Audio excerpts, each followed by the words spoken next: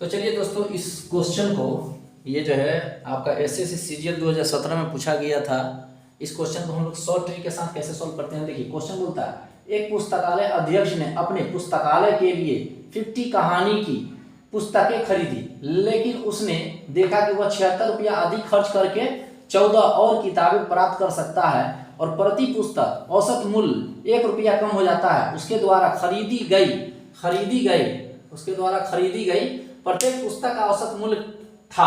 तो औसत मूल्य था, क्या था वो मालूम नहीं है, तो हमने मान लिया कि औसत मूल्य था, है ना। प्रत्येक पुस्तक का औसत मूल्य था, क्या था हमको मालूम नहीं है, तो हमने मान लिया x था।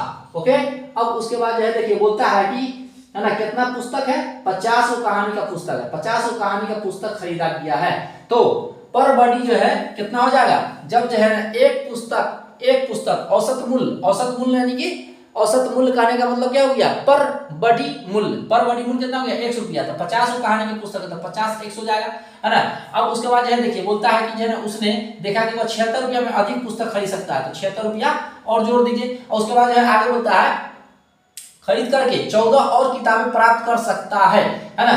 76 रुपया अधिक खर्च करके 14 और पुस्तक, है ना, प्राप्त कर सकता है। तो 50 को था पहले से और 14 को और जोड़ दिए तो कितना हो गया, 64 हो गया। तो कितना हो गया टोटल खर्च, 64 100 गया।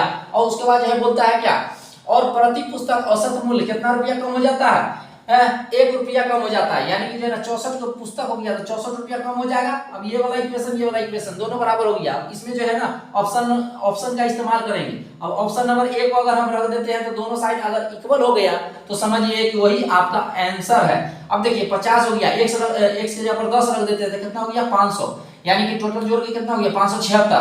और इधर कितना हो गया 640 में से 64 घटा देते हैं, कितना हो गया, यहाँ हो गया आपका 13 में से 6 गया तो 7, 576। इधर भी 576, इधर भी 576, यानी कि ऑप्शन नंबर ए रखना सही है। Thanks for watching.